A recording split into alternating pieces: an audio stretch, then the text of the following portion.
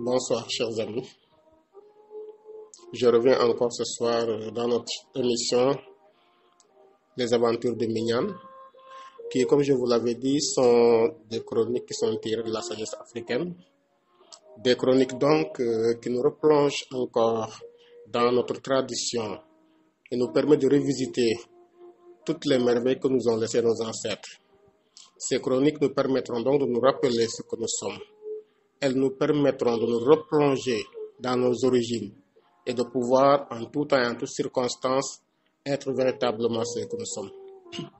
Nous avons déjà vu 2 épisodes de ces aventures de Mignane et aujourd'hui nous allons entamer le 3e épisode et voir jusqu'où va aller Mignane dans ses aventures. Mignane était bouche bée. Ce vieux nain avait tant de savoir qu'il hypnotisait presque. Il avait maintenant fini de manger. Il prit sa gourde d'eau et en but une bonne gorgée. Pendant tout ce temps, le vieux nain se tenait toujours debout devant lui et ne disait rien. Enfin, il se racla la gorge et reprit d'une voix claire et sublime. Cette énergie créatrice originelle est toujours en nous. C'est elle qui fait de nous des êtres de puissance. Cette puissance créatrice dont le socle est l'énergie vitale qui sourd en nous et l'environne de toutes parts, lui permet d'atteindre les cimes les plus élevées, de descendre dans les profondeurs internes les plus creuses et de s'ouvrir à la réalité universelle d'un monde sans limite et plein de possibilités. Je te disais que quand tu regardes cet œuf, il est blanc sur une partie et noir sur l'autre. Mais cet œuf est-il réellement bicolore? Est-ce la réalité ou le fruit de ton imagination? Que contient-il? Du blanc ou du jaune d'œuf? Un poussin? Mon fils, il n'y a qu'une seule façon de le savoir, en le cassant. Mignane écarquilla des yeux dès que le vieux a émis l'idée de casser l'œuf comme s'il avait dit une abomination. Pouvait-il se permettre de casser cet œuf qui était assez mystérieux pour lui et qu'il avait ramassé par hasard? Non, il n'était pas encore prêt à faire ce pas. Il ne savait pas ce qui pourrait se passer si jamais il cassait cet œuf. Et d'ailleurs, mieux valait ne rien savoir et il le fit comprendre au vieux. Non, je pense que mieux vaut ne pas savoir ce que contient cet œuf. Je préfère l'ignorer et être en paix que de le savoir et être dans la tribulation. Je suis très bien ainsi. Ah ah ah, ricana le vieux à se plier en deux. Quelle inculture et quel manque d'audace. Tu veux te convaincre que tu es bien ainsi, mais c'est juste une illusion. En réalité, tu n'as jamais été aussi mal de ta vie. L'ignorance nous confine dans l'esclavage alors que la connaissance nous rapproche de la vérité et la vérité nous libère toujours et à tout point de vue. Justement, nous avons peur de casser l'œuf du monde, cet œuf de la connaissance et de l'énergie créatrice qui nous installe au cœur de la liberté. Je ne m'étonne pas que tu aies passé toute ta vie à te débattre, à chercher des solutions partout et chaque jour tu ne faisais que t'empêtrer davantage. Souviens-toi combien de fois as-tu trouvé de travail que tu n'aimais pas? Mais tu avais peur de changer parce que tu ne savais pas ce que te réservait l'avenir. Si tu passes ton temps à scruter l'avenir et à vouloir le maîtriser, tu ne vivras jamais bien ton présent et toutes les opportunités passeront sous ton nez sans que tu t'en rendes compte. Mais rien ne vaut l'expérience et la vie ne sourit qu'à ceux qui savent pousser les portes avec audace. Je te conseille donc, lorsque tu seras prêt à casser l'œuf de la vie et à dévoiler les mystères cachés pour te nourrir de la réalité, rappelle-toi que la vie se conjugue au présent car le passé est derrière nous et tu ne peux plus le changer. Donc il ne sert à rien de se morfondre sur ce qui s'est déjà passé dans notre vie et de pleurer encore sur nos malheurs et désespoirs passés. Le futur, quant à lui, n'est pas encore arrivé. Tu ne sais pas ce qui va se passer et tu n'as aucune emprise sur ces événements. Par contre, ce que tu vois en ce moment, ce que tu fais et ce que tu dis, tu as plein pouvoir sur lui et c'est ça qui fait ta vie. Le passé doit te servir de socle pour mieux vivre le présent et préparer davantage le futur présent. Le vieux se tut, Mignane ne disait mot et la nuit était tombée depuis longtemps. On entendait le clapotis de l'eau du marigot et une fraîcheur bienfaisante traversait les arbustes et frappait son visage. Mignane avait la tête courbée, perdue dans ses pensées. Tout ce que le vieux nain avait dit est vrai, mais il ne peut pas encore casser cet œuf. Il n'est pas encore prêt. Il le ferait le moment venu. Il leva les yeux pour s'adresser au vieux nain Mais à sa grande surprise, ce dernier avait disparu. Devant lui, il avait déposé l'œuf et 4 aiguilles. Il ramassa tout et le mit dans sa sacoche. Il était très fatigué par sa longue marche et ses paupières étaient lourdes.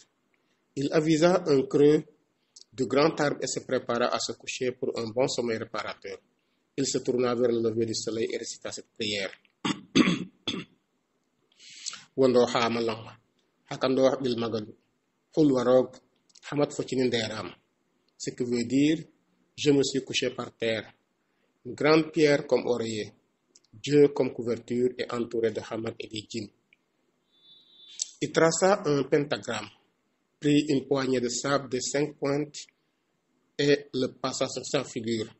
Ce pentagramme, qui est une étoile de 5 côtés, représente Yonir ou encore le compagnon. Puis il se coucha tranquillement. À peine était-il couché que Mignan tomba rapidement dans les bras de Morphée. Il dormait les poings fermés, car il avait passé une journée exténuante. Le vent frais qui soufflait au-dessus des herbes et à travers le feuillage des arbres lui caressait le visage et émettait une douce musique qu'il avait seul le secret à capter même en dormant. Ceci lui faisait un massage psychologique qui retravaillait tous ses sens et lui redonnait du tonus au réveil. C'est pourquoi il aimait tant passer la nuit au milieu des vaches sur son lit en pilotis. Là-bas, tout était naturel. Mignan avait dormi comme une souche. Mais dès que la brise matinale caressa son visage, il ouvrit les yeux. Il avait l'habitude maintenant de se lever tôt. Il se mit sur son séant, s'étira comme un chat et bâilla à se fendre les mâchoires. Il sentit la vie renaître en lui. Il se dirigea vers le soleil levant qui formait une boule rouge à l'horizon et prononça cette prière. Janyak gorno gorlo haywata, ohuwagerno afanit njet newat bawag na mitik. Ce qui peut se traduire à peu près ainsi. L'homme parmi les hommes sort dignement. Celui qui ne peut pas empêcher le soleil de sortir, qu'il n'ait pas de pouvoir sur moi. Il se dirigea alors d'un pas ferme vers la rivière. Arrivé sur les berges, il se déshabilla, prononçant la même prière que la veille avant de s'avancer doucement dans l'eau douce. Lorsque celle-ci lui arriva à la taille, il se laissa couler doucement et nagea pendant une dizaine de minutes. Après avoir remué tous ses muscles et senti la vie renaître de tous ses membres, il ressortit de l'eau, se rhabilla et se dirigea vers son gîte d'une soirée. Quelle ne fut sa surprise en arrivant au pied de l'arbre de trouver une vieille femme assise. Elle avait devant elle une calebasse recouverte d'un vent. Sur ce vent, il y avait un morceau de tissu blanc plié en 4. La femme était impassible et dégageait une telle sérénité qu'elle subjuguait presque Mignan. Mais après sa prière du matin, et tant qu'il ne voulait du mal à personne, Mignan n'avait peur de rien ni de personne. Il s'avança tranquillement et s'arrêta à 1 mètre de la vieille femme. Mbaldo Tchachi lui lança Mignan d'un ton enjoué. Fait des jam fesale, répondit la vieille d'un ton aussi jovial. La communication était déjà passée. Assieds-toi, jeune homme, lui dit la vieille. Mignan s'approcha et s'assit à califourchon en face de la vieille femme. Entre les deux était posée la calebasse. La femme souleva le vent, et quelle ne fut la surprise de Mignan de découvrir que la calebasse était remplie de bouillie et de lait caillé. La vieille lui présenta la bouillie encore fumante. Elle lui dit d'un ton presque maternel. Mange, tu as besoin de reprendre des forces, car les jours à venir risquent d'être difficiles pour toi.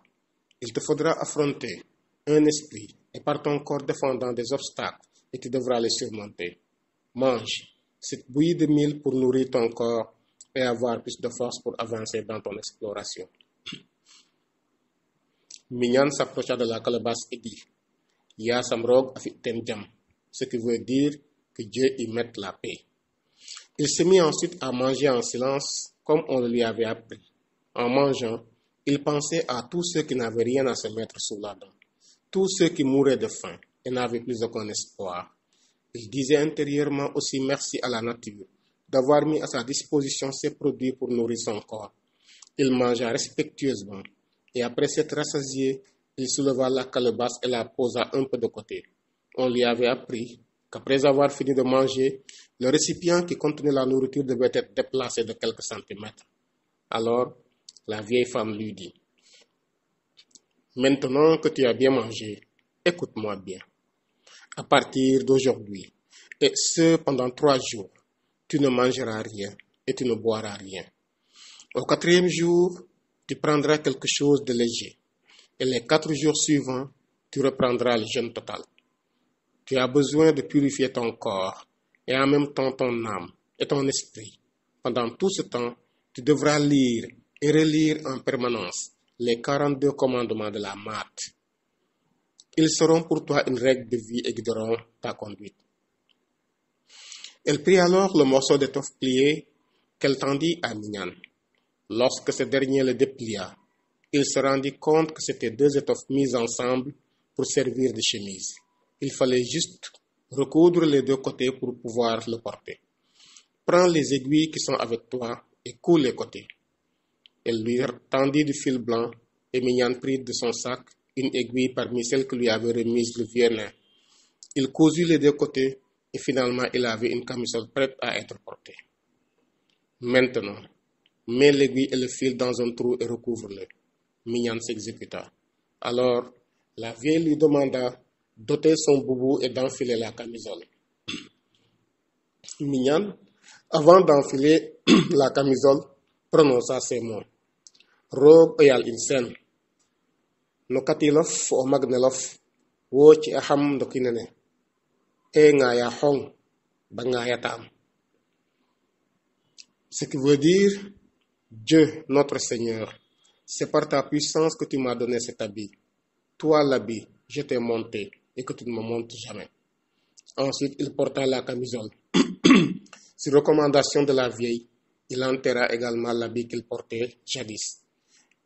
Elle lui tendit ensuite une feuille de papier blanc sur laquelle étaient inscrits les 42 commandements de la Maat. Alors, la vieille entreprit de lui expliquer ce qu'était la Maat. La Maat est l'ensemble des lois qui régissaient la vie des anciens Kamites, c'est-à-dire les Noirs. Après avoir étudié l'univers et découvert l'existence de Dieu, nos ancêtres sont arrivés à la conclusion que le but de l'existence était la préservation et la perpétuation de la vie. Ils ont donc émis un ensemble de lois chargées d'appliquer cette philosophie et de garantir l'ordre et l'harmonie dans la société, comme Dieu avait pu le faire lorsque, du désordre des eaux primordiales, il ou elle avait fait jaillir la création ordonnée et harmonieuse. Tout être humain doit, comme Dieu au commencement, mettre l'ordre à la place du désordre, le bien à la place du mal, la vérité à la place du mensonge, la justice à la place de l'injustice. C'est cette conception de la continuation de la vie à travers la vérité-justice que renferme la Maat. L'opposé de Maat est Isfet.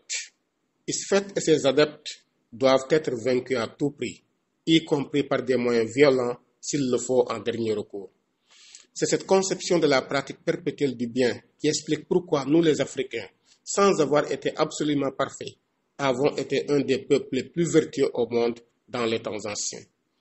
La vie de chaque Africain doit être dédiée à faire la Maat, et c'est lorsqu'on meurt qu'on doit prouver qu'on a appliqué Maat en passant le jugement dernier. À la mort, le corps périt. L'énergie indestructible gagne l'éternité. Et l'esprit âme qui est comptable des actes qu'on a commis doit être jugé par Osiré.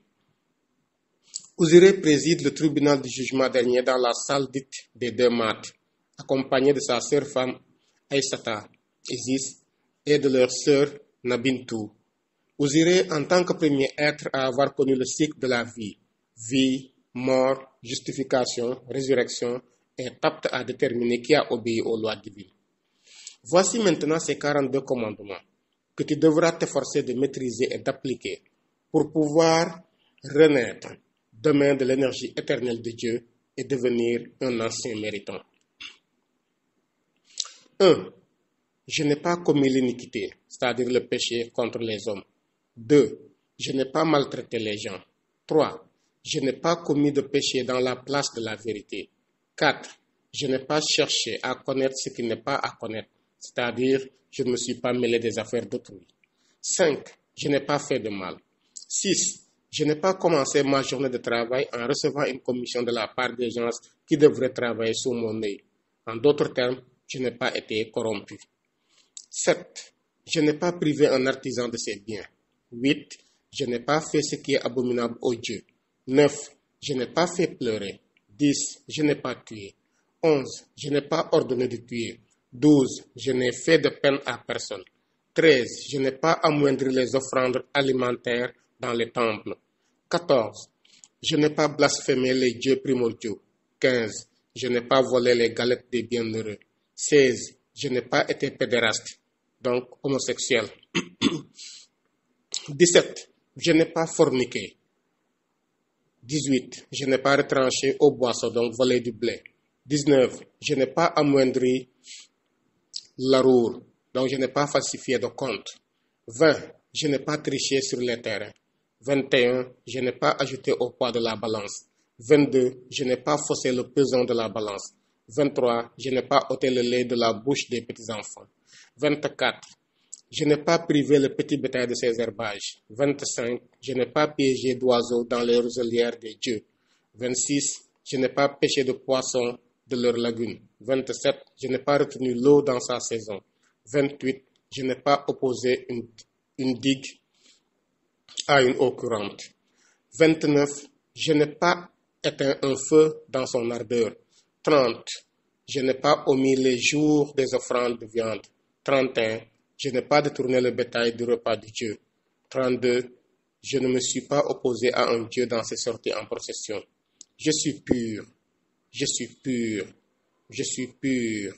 Je suis pur. Il ne m'arrivera pas de mal en ce pays, car je connais le nom de ces dieux qui s'y trouvent. 33. Je n'ai pas blasphémé Dieu. 34. Je n'ai pas agi avec violence. 35. Je n'ai pas été de mauvaise humeur. 36. Je n'ai pas été sourd aux paroles de vérité. 37. Je n'ai pas été bavard. 38. Je n'ai pas dit de mensonge. 39. Je n'ai pas inspiré de crainte. 40. Je n'ai pas pollué les eaux. 41. Je n'ai pas insulté le roi. 42. Je n'ai pas été hautain. Efforce-toi d'apprendre ces commandements et de les mettre en pratique. Mignan plia soigneusement la feuille et la remit dans sa sacoche. Lorsqu'il releva la tête, la vieille femme avait déjà disparu. Il se leva, remit sa sacoche en bandoulière, reprit son bâton de pèlerin et se remit en route. L'air frais du matin lui faisait du bien. Il le huma et s'en remplit les poumons.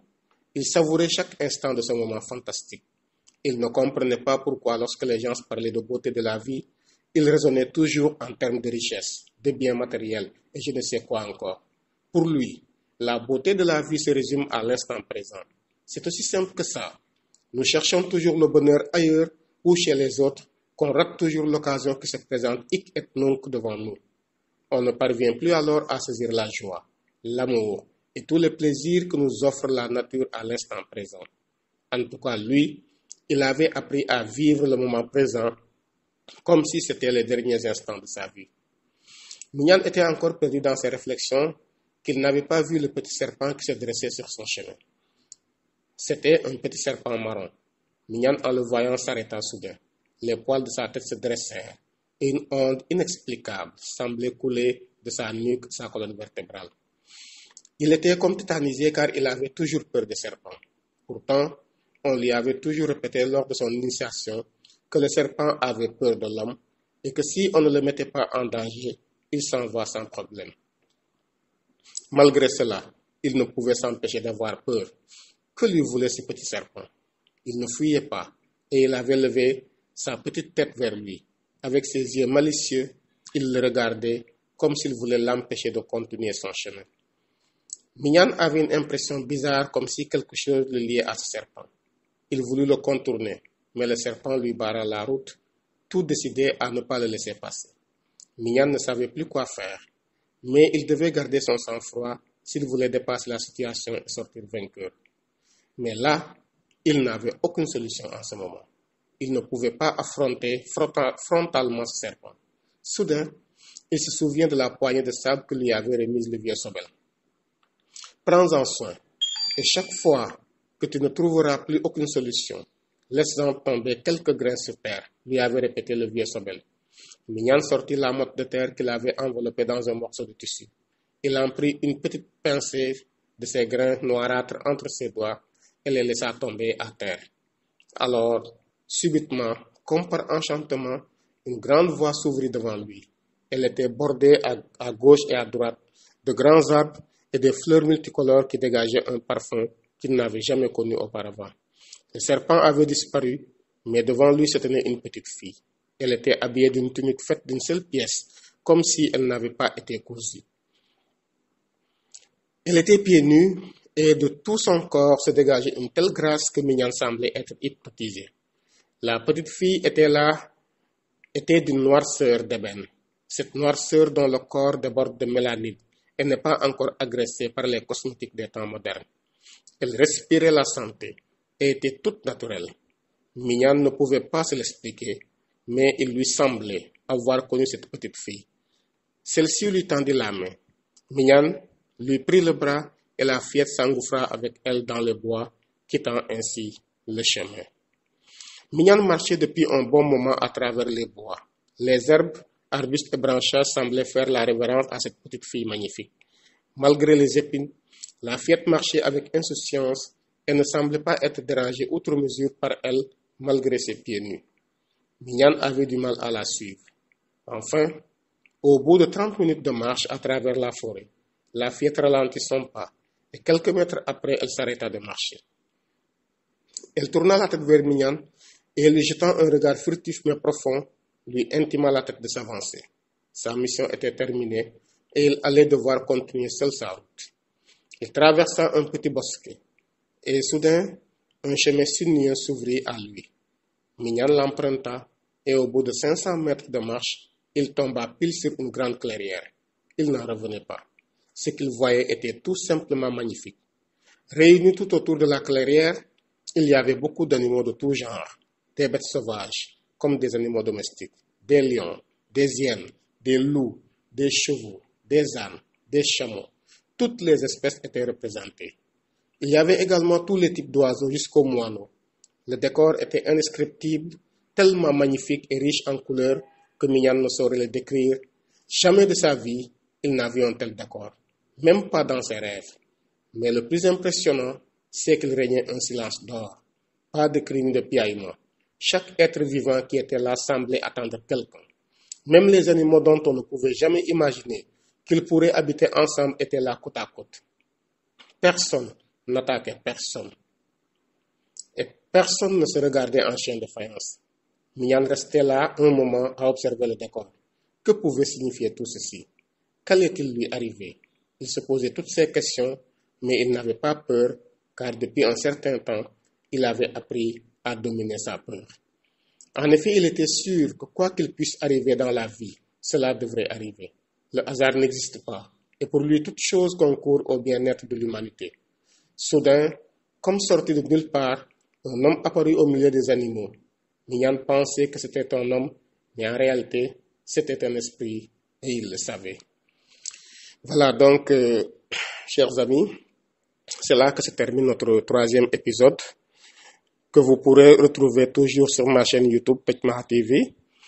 Et je vous demande de rester donc à l'écoute pour le 4e épisode pour savoir donc où va se terminer cette aventure, cette merveilleuse et fantastique aventure que Mignan a entamée. Merci à tous et à toutes et à très bientôt.